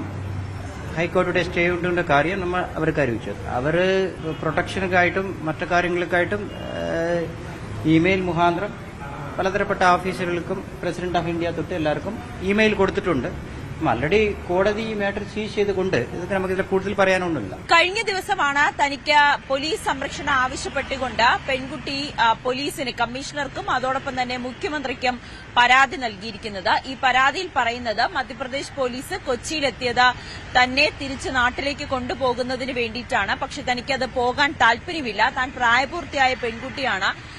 തന്റെ കുടുംബം സമർപ്പിച്ചിരിക്കുന്ന രേഖകളെല്ലാം വ്യാജമാണ്. അതുകൊണ്ട് തന്നെ കൊണ്ടുപോകാതിരിക്കാനുള്ള പോലീസ് സംരക്ഷണം കേരള പോലീസ് നൽകണമെന്ന് മെയിൽ മുഖേനയാണ് പരാതി നൽകിയിരിക്കുന്നത്. ഇതിലും തീരുമാനമെടുത്തിട്ടില്ല കേരള പോലീസ് എന്നാണ് അറിയാൻ സാധിക്കുന്നത്. അതിനിടെ രാഹുൽ ഈശ്വർ അടക്കം ഇന്നലെ എത്തി പത്രസമ്മേളനം നടത്തിയപ്പോൾ വ്യക്തമാക്കിയത് ഈ സമർപ്പിച്ചിരിക്കുന്ന രേഖകൾ, കുടുംബം സമർപ്പിച്ചിരിക്കുന്ന രേഖകൾ, മധ്യപ്രദേശ് പോലീസിന്റെ കയ്യിലുള്ള രേഖകളെല്ലാം തന്നെ വ്യാജമാണ്. അത് പെൺകുട്ടിയുടെ സഹോദരന്റെ ജനന തീയതിയുടെ സർട്ടിഫിക്കറ്റാണ് അവരുടെ കയ്യിലിരിക്കുന്നത്. പെൺകുട്ടിക്ക് പ്രായപൂർത്തിയായി എന്ന വാദത്തിൽ തന്നെയാണ് രാഹുൽ ഈശ്വർ വ്യക്തമാക്കുന്നത്. പെൺകുട്ടിയുടെയും ഭർത്താവ് ഫർമാൻ ഖാന്റെയും നിന്നും ഫോണിൽ സംസാരിച്ച് തേടിയിട്ടുള്ള വിവരങ്ങളുടെ അടിസ്ഥാനത്തിലായിരുന്നു രാഹുൽ ഈശ്വർ ഇന്നലെ പത്രസമ്മേളനം നടത്തുകയും ചെയ്തത്. എന്തായാലും ഹൈക്കോടതി 20-ാം തീയതി വരെയാണ് ഫർമാൻ ഖാനെതിരായിട്ടുള്ള നടപടികളെല്ലാം, അറസ്റ്റ് അടക്കമുള്ള കാര്യങ്ങൾ തടഞ്ഞുകൊണ്ടുള്ള ഒരു ഉത്തരവ് വന്നിരിക്കുന്നത്. എന്തായാലും ഈ 20-ാം തീയതി കഴിഞ്ഞ ശേഷം വിശദമായ വാദമുണ്ടാകും. അതിനൊടുവിൽ മാത്രമേ നമുക്ക് ഈ ഇവരുടെ കാര്യത്തിൽ എന്ത് തീരുമാനമാണ് ഹൈക്കോടതി എടുക്കുക എന്നറിയാൻ സാധിക്കുകയുള്ളൂ. വേനൽ ചൂട് അസഹ്യമായതോടെ യാത്രക്കാരെയും നഗരങ്ങളിലേക്ക് എത്തുന്നവരെയും ആശ്രയിച്ച് തൊഴിൽ ചെയ്യുന്നവർ ദുരിതത്തിലായിരിക്കുകയാണ്. പകൽ സമയത്ത് ജനങ്ങൾ പുറത്തിറങ്ങാത്തതും ഈ സമയത്ത് ചൂട് കൂടുതലായതും ഉപജീവന മാർഗത്തെ സാരമായി ബാധിച്ചിട്ടുണ്ട്. ഉയർന്ന താപനില കാരണം ഒഴിവു സമയങ്ങളിൽ വിശ്രമിക്കാൻ പോലും കഴിയാതെ കഷ്ടപ്പെടുകയാണ് സാധാരണക്കാർ. സാധാരണക്കാരൻ മുതൽ സമൂഹത്തിന്റെ മുകൾത്തട്ടിൽ നിൽക്കുന്നവരെ പോലും അസഹനീയമായ ചൂട് വലിയ രീതിയിൽ ദുരിതത്തിലാക്കുന്നുണ്ട്. അതിലേറ്റവും കൂടുതൽ ബുദ്ധിമുട്ടിലാവുന്നത് പുറം ജോലികൾ ചെയ്യുന്നത്, അതായത് തട്ടുകടകളും ഓട്ടോറിക്ഷ ഓടിക്കുന്നവരും ലോട്ടറി വിൽപ്പനക്കാരും അടക്കമുള്ള വളരെ സാധാരണക്കാരായിട്ടുള്ള അവരുടെ ജീവിതവും വളരെ വലിയ രീതിയിൽ ദുസ്സഹമായിട്ടുണ്ട്. ഒപ്പം അവർക്ക് ജോലി ചെയ്യാൻ കഴിയാത്ത രീതിയിലുള്ള ഒരു കാലാവസ്ഥയാണ് ഇപ്പോൾ കേരളത്തിലുടനീളം കാണപ്പെടുന്നത്. അതിരാവിലെ മുതൽ കനത്ത ചൂടാണ്. പുറത്തേക്കിറങ്ങാൻ പോലും കഴിയാത്ത സാഹചര്യം. എന്നാൽ വെയിലാണെങ്കിലും മഴയാണെങ്കിലും കുടുംബം മുന്നോട്ട് പോകണം. സാധാരണക്കാർക്ക് എല്ലാം അതിജീവിച്ചേ മതിയാകും. ചൂട് ഇരിക്കാൻ പറ്റാത്ത ചൂട് തന്നെയാണ്. ഇടയിൽ ഇപ്പോൾ ഒരാഴ്ച കൊണ്ട്, ഇപ്പം ഇന്നത്തെ അല്പം കുറവുണ്ടായിരുന്നു. ഒരാഴ്ച കൊണ്ട് അധികം ചൂട് തന്നെ. ഇനി വണ്ടിക്ക് തിരിക്കാൻ പറ്റുന്നില്ല, അത്രയൊക്കെ ചൂട് തന്നെ. ഓട്ടം ഉണ്ട്, ഇപ്പം ആരും പുറത്തിറങ്ങില്ല. ഉള്ള ഓരോ രാവിലെ ഓഫീസ് ടൈമിനുള്ള ഓട്ടം തന്നെയാണ്. പിന്നെ വൈകുന്നേരം 4:30 മണി to 7 മണിവരെയുള്ള ഓട്ടം. ചൂട് കാരണം വലിയ പാട്. 3 ലിറ്റർ വെള്ളം കൊണ്ടുവരും വീട്ടിൽ നിന്ന്, ഫ്ലാസ്കിൽ കൊണ്ടുവരും. ആ 3 ലിറ്റർ വെള്ളം കുടിക്കണത്. പുറത്തുനിന്ന് കട്ടനും കുടിക്കും. അങ്ങനെ 4-5 ലിറ്റർ വെള്ളമാണ് കുടിക്കുന്നത്. അതിഥി തൊഴിലാളികളുടെ സാഹചര്യം വ്യത്യസ്തമല്ല. ഉത്തരേന്ത്യയേക്കാൾ ചൂട് ഇവിടെയുണ്ടെന്ന് ഭായിമാർ പറയുന്നു. ഭയങ്കര ചൂടാണ് ബ്രോ. ഇപ്പോഴേ നമ്മുടെ ജ്യൂസ് സർബത്ത് കുടിക്കുന്ന ഭയങ്കര ചൂടുണ്ട്. നാട്ടിൽ ഇത്ര ചൂടില്ല, പക്ഷെ കേരളയിൽ ഇപ്പോഴേ ഇന്ന് ഈ മാസം ഭയങ്കര ചൂടാണ്. ആൾ വരുന്നില്ല, വെളിയിൽ ഇറങ്ങില്ല ചൂട് സമയം. തട്ടുകടയും ലോട്ടറി വിൽപ്പന നടത്തുന്നവരും ഒക്കെ ചൂടിനോട് പൊരുതിയാണ് ദിവസവും ജോലി ചെയ്യുന്നത്. ജനങ്ങൾ പുറത്തേക്ക് അധികം ഇറങ്ങാത്തതും ഇവർക്ക് വെല്ലുവിളിയായിട്ടുണ്ട്. വരുന്ന ആഴ്ചയും ചൂട് കൂടുതലായിരിക്കും എന്നാണ് കാലാവസ്ഥാ പ്രവചന കേന്ദ്രത്തിൽ നിന്ന് ലഭിക്കുന്ന വിവരം. വേനൽ മഴയ്ക്ക് സാധ്യതയുണ്ടെങ്കിലും അതുവരെ ഈ ചൂട് സഹിച്ചേ മതിയാകൂ. അധികൃതർ കൃത്യമായ നിർദ്ദേശങ്ങൾ പുറത്തിറക്കുന്നുണ്ടെങ്കിലും സാധാരണക്കാർക്ക് ഇത് പാലിക്കുന്നത് വലിയ വെല്ലുവിളിയാണ്. ന്യൂസ് 18 തിരുവനന്തപുരം. പാലക്കാട് ജില്ലയിൽ കഴിഞ്ഞ 2 ദിവസങ്ങളായി താപനില 40 ഡിഗ്രിയോടടുത്തു. തൽസ്ഥിതി തുടർന്നാൽ കാർഷിക മേഖലയും കുടിവെള്ള പദ്ധതികളും അവതാളത്തിലാകും. വരൾച്ചയുടെ പശ്ചാത്തലത്തിൽ ജനങ്ങൾ ജാഗ്രത പാലിക്കണമെന്ന് വിദഗ്ധർ അഭിപ്രായപ്പെടുന്നു. മുൻ വർഷങ്ങളെ അപേക്ഷിച്ച് പാലക്കാട് ജില്ലയുടെ പടിഞ്ഞാറൻ മേഖലയായ പട്ടാമ്പി, തൃത്താല ഭാഗങ്ങളിൽ വേനൽ ചൂട് ക്രമാതീതമായി വർദ്ധിച്ചു. 40 ഡിഗ്രിക്ക് മുകളിലാണ് പലപ്പോഴും റിപ്പോർട്ട് ചെയ്യുന്നത്. ഉച്ചയ്ക്ക് 2 മണി മുതൽ 4 മണി വരെ സമയത്താണ് ഏറ്റവും കൂടുതൽ ചൂട് അനുഭവപ്പെടുന്നത്. ഈ സമയത്ത് വെയിലേൽക്കാതെ ശ്രദ്ധിക്കാൻ നിർദ്ദേശമുണ്ട്. വേനൽ ചൂട് കൂടിയതോടെ നിർമ്മാണ മേഖല പോലുള്ള തൊഴിൽ മേഖലകൾ സ്തംഭിച്ച അവസ്ഥയിലാണ്. കാർഷിക മേഖലയും പ്രതിസന്ധി നേരിടുന്നു. മഴമേഘങ്ങളുടെ സാന്നിധ്യമില്ലാത്തതും ചൂട് കൂടാൻ കാരണമായിട്ടുണ്ട്. വടക്കൻ അറബിക്കടലിൽ നിന്നുള്ള എതിർ ചക്രവാതവും ചൂട് കൂടിയ വായുസഞ്ചാരവും മറ്റൊരു കാരണമാണ്. ഒരാഴ്ച കൂടി ഈ കാലാവസ്ഥ തുടരാനാണ് സാധ്യതയെന്ന് വിദഗ്ധർ പറയുന്നു. കേരളം ഉൾപ്പെടെ ദക്ഷിണേന്ത്യ ലംബമായി സൂര്യൻ നിൽക്കുന്നതിനാൽ അൾട്രാവയലറ്റ് രശ്മികൾ കൂടുതലാണ്. ന്യൂസ് 18 പാലക്കാട്. നൂറുകണക്കിന് കുടുംബങ്ങളെ വരൾച്ചയിലേക്ക് തള്ളിവിട്ട് കോതപ്പുഴ വറ്റി വരളുന്നു. വേനലിന്റെ തുടക്കത്തിൽ തന്നെ പുഴയിലെ നീരൊഴുക്ക് ഗണ്യമായി കുറഞ്ഞിട്ടുണ്ട്. പുഴ വറ്റുന്നതോടെ 4ഓളം പ്രദേശങ്ങളിലെ 100-ലധികം കുടുംബങ്ങൾ കുടിക്കാൻ തുള്ളി വെള്ളം പോലും കിട്ടാതെ കടുത്ത ക്ഷാമത്തിലാണ്. അമരമ്പലം പഞ്ചായത്തിന്റെ വിവിധ ഭാഗങ്ങളിലായി 100 കണക്കിന് കുടുംബങ്ങൾക്ക് കുടിവെള്ളം എത്തിക്കുന്ന തന്ത്രപ്രധാന ജലസ്രോതസ്സാണ് കോട്ടപ്പുഴ. വേനൽ ചൂട് കടുത്തതോടെ കോട്ടപ്പുഴ വറ്റിവരളാൻ തുടങ്ങി. പൊട്ടിക്കലും TK കോളനിയിലും ചെട്ടിപ്പാടം വട്ടപ്പാടമടക്കമുള്ള പ്രദേശങ്ങളിലുമായി 100 കണക്കിന് കുടുംബങ്ങളാണ് കോട്ടപ്പുഴയെ ആശ്രയിച്ച് ജല ഉപഭോഗം നടത്തുന്നത്. പക്ഷേ ഇപ്പോൾ വേനലിന്റെ തുടക്കത്തിൽ തന്നെ പുഴയിലെ നീരൊഴുക്ക് കുറഞ്ഞ് കടുത്ത രീതിയിൽ വരളുന്നതിന്റെ സൂചനയാണ്. ഇപ്പോഴത്തെ ഈ അവസ്ഥയിൽ വെള്ളം തീരെ കുറവാണ്. ഒരുപാട് ആൾക്കാർ മടങ്ങി പോകുന്നുണ്ട്. ഈ പരിസര പ്രദേശങ്ങളിൽ ഉള്ള ജനങ്ങൾ ആശങ്കയിലാണ്. വെള്ളം കുറഞ്ഞതുകൊണ്ട് അവർ കുടിവെള്ളക്ഷാമം നേരിടുന്നുണ്ട്. നമ്മളെല്ലാവരും ആശങ്കയിലാണ്. തുടർച്ചയായ 2-3 മഴ കിട്ടിയില്ലെങ്കിൽ ഈ ഒരു അവസ്ഥയ്ക്ക് വലിയ ബുദ്ധിമുട്ട് നേരിടുന്നതാണ്. പുഴയിൽ വെള്ളം കുറയുന്ന സാഹചര്യത്തിൽ കർഷകർ പമ്പുകൾ ഉപയോഗിച്ച് വെള്ളമെടുക്കുന്നത് കുടിവെള്ള ലഭ്യതയെ ബാധിക്കുന്നതായി നാട്ടുകാർ പറയുന്നു. കൃഷിയുടെ ആവശ്യകത പരിഗണിക്കേണ്ടതുണ്ടെങ്കിലും കുടിവെള്ളത്തിന് മുൻഗണന നൽകി ആഴ്ചയിൽ 3 ദിവസം മാത്രം കൃഷിക്ക് വെള്ളം ഉപയോഗിച്ച ശേഷം ബാക്കിയുള്ള ദിവസം കുടിവെള്ളത്തിനായി സംരക്ഷിക്കണമെന്നും ആവശ്യമുയരുന്നു. വിനോദസഞ്ചാരികൾ പുഴയിൽ കുളിക്കാനും അലക്കാനും എത്തുന്നതും വെള്ളം മലിനമാക്കുന്നുവെന്ന് സമരക്കാർ ആരോപിക്കുന്നു. പുഴയുടെ തീരങ്ങളിൽ പ്ലാസ്റ്റിക് കുപ്പികളും ഭക്ഷണാവശിഷ്ടങ്ങളും വലിച്ചെറിയുന്നവർക്കെതിരെ നടപടിയുണ്ടാകണമെന്ന ആവശ്യവും ശക്തമാണ്. ജൽജീവൻ മിഷൻ പദ്ധതി എത്രയും വേഗം പൂർത്തിയാക്കി കുടിവെള്ള പ്രശ്നത്തിന് ശാശ്വത പരിഹാരം കാണണമെന്ന് നാട്ടുകാർ പറയുന്നു. ന്യൂസ് 18 തിരൂർ. മിൽമ പാലിന്റെ വില ഉടൻ കൂട്ടും. പാൽ വില കൂട്ടാൻ തദ്ദേശ തെരഞ്ഞെടുപ്പിന് മുൻപ് തീരുമാനമായെങ്കിലും സർക്കാർ അനുമതി നൽകിയിരുന്നില്ല. സർക്കാരിന്റെ അനുമതിയോടെ മാത്രമേ വില കൂട്ടാൻ കഴിയൂവെന്നും പെരുമാറ്റച്ചട്ടത്തിൽ ഇളവ് തേടി തെരഞ്ഞെടുപ്പ് കമ്മീഷനെ സമീപിക്കുമെന്നും ചെയർമാൻ KS മണി പറഞ്ഞു. തീരുമാനം വൈകുന്നതിൽ പ്രതിഷേധിച്ച് ഒരു വിഭാഗം ഡയറക്ടർ ബോർഡ് അംഗങ്ങൾ മിൽമ ആസ്ഥാനത്തിന് മുന്നിൽ പ്രതിഷേധിച്ചു. മിൽമ പാലിന്റെ വില വർദ്ധിപ്പിക്കണമെന്ന ആവശ്യം കഴിഞ്ഞ കുറേ നാളുകളായി ക്ഷീര കർഷകരും അതുപോലെ തന്നെ മിൽമ മേഖലാ യൂണിയനുകളും സർക്കാരിനോട് ആവശ്യപ്പെട്ടിരുന്നതാണ്. നേരത്തെ ഡയറക്ടർ ബോർഡും തെരഞ്ഞെടുപ്പിന് മുമ്പ് തന്നെ ഇത്തരമൊരു ധാരണയെത്തിയിരുന്നു. 6 രൂപ വരെ ലിറ്ററിന് വർദ്ധിപ്പിക്കണമെന്നാണ് ആവശ്യം. എന്നാൽ അത് ഒരുപക്ഷെ 4 രൂപ വരെ വർദ്ധിപ്പിക്കാനുള്ള ഒരു തീരുമാനമാണ് ഡയറക്ടർ ബോർഡിന്റെ ഭാഗത്ത് നിന്ന് ഉണ്ടായത്. സർക്കാരിന്റെ അനുമതി വാങ്ങണമെന്ന് നിയമമില്ലെങ്കിൽ പോലും സർക്കാരുമായി ചർച്ച ചെയ്ത് സർക്കാരിന്റെ കൂടി താല്പര്യമനുസരിച്ച് മാത്രമേ മിൽമ പാലിന്റെ വില കഴിഞ്ഞ കുറേ നാളുകളായി സംസ്ഥാനത്ത് വർദ്ധിപ്പിക്കാറുള്ളൂ. അതുകൊണ്ട് തന്നെ നേരത്തെ സർക്കാരിന്റെ അനുമതി തേടി തെരഞ്ഞെടുപ്പ് കാലം പഞ്ചായത്ത് തെരഞ്ഞെടുപ്പ് കഴിഞ്ഞ ശേഷം വില വർദ്ധിപ്പിക്കുന്ന തീരുമാനമെടുക്കാമെന്നാണ് അന്ന് സർക്കാരും മന്ത്രിയും ഒക്കെ വ്യക്തമാക്കിയത്. പക്ഷേ പഞ്ചായത്ത് തെരഞ്ഞെടുപ്പ് കഴിഞ്ഞു. ഒടുവിൽ ഇപ്പോൾ നിയമസഭാ തെരഞ്ഞെടുപ്പ് കഴിഞ്ഞിട്ടും വില വർദ്ധിപ്പിക്കുന്നില്ല. അതിൽ പ്രതിഷേധിച്ചാണ് എറണാകുളം മേഖലാ യൂണിയനിൽപ്പെട്ട ഡയറക്ടർ ബോർഡ് അംഗങ്ങൾ ഇവിടെ ഇന്ന് സമരം നടത്തിയത്. വില വർധനയില്ലാതെ മുന്നോട്ട് പോകാൻ കഴിയില്ല നിലപാട് മിൽമ ചെയർമാനും സ്വീകരിക്കുന്നുണ്ട്. പക്ഷേ സർക്കാരുമായി ഏറ്റുമുട്ടിയല്ല, സർക്കാരിനോട് അനുമതി വാങ്ങിയ ശേഷം തീരുമാനമുണ്ടാകുമെന്നാണ് മിൽമ ചെയർമാൻ വ്യക്തമാക്കുന്നത്. തെരഞ്ഞെടുപ്പ് കമ്മീഷൻ പെരുമാറ്റച്ചട്ടത്തിൽ ഇളവ് തേടി തെരഞ്ഞെടുപ്പ് കമ്മീഷനെ സമീപിക്കാനും മിൽമ തീരുമാനിച്ചിട്ടുണ്ട്.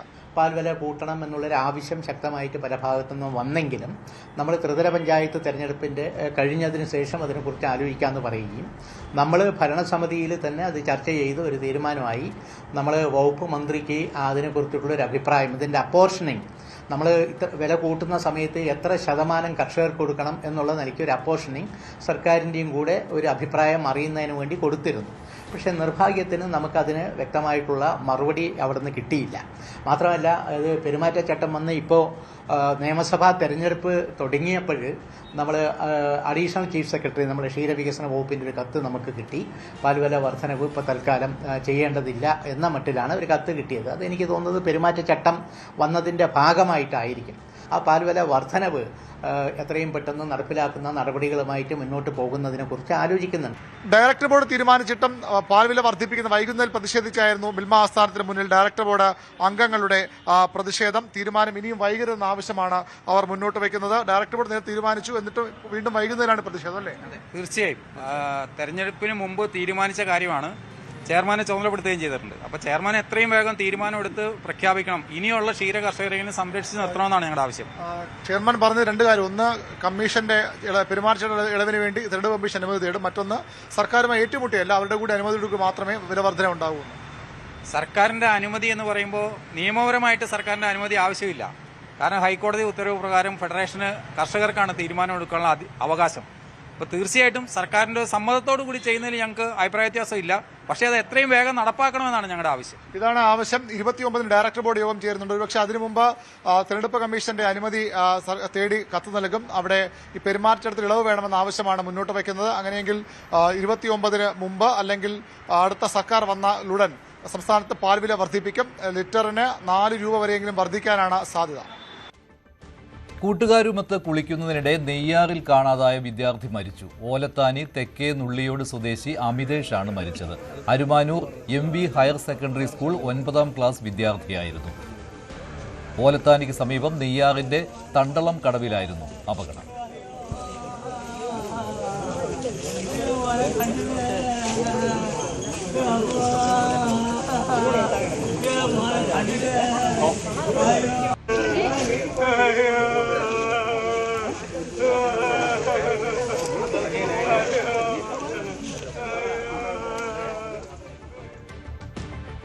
ഇനി സ്വർണം വെള്ളി നിരക്കുകൾ കൂടി നോക്കാം. കവിത ഗോൾഡ് ആൻഡ് ഡയമണ്ട്സ് ഇന്നത്തെ സ്വർണം വെള്ളി നിരക്കുകൾ നിങ്ങൾക്കായി സമർപ്പിച്ചത് Kavitha gold and diamonds, the versatile jewellery. സ്വർണം 22 ക്യാരറ്റ് ഗ്രാമിന് 14,280, പവന് 1,14,240. 18 ക്യാരറ്റ് ഗ്രാമിന് 11,790, പവന് 94,320. വെള്ളി ഗ്രാമിന് 275, കിലോയ്ക്ക് 2,75,000 രൂപ. കവിത ഗോൾഡ് ആൻഡ് ഡയമണ്ട്സ് ഇന്നത്തെ സ്വർണം വെള്ളി നിരക്കുകൾ നിങ്ങൾക്കായി സമർപ്പിക്കുന്നത് Kavitha gold and diamonds, the versatile jewellery. ഇടവേളയ്ക്ക് ശേഷം സ്പോട്ട് ലൈവ് ടോം കുര്യാക്കോസ്.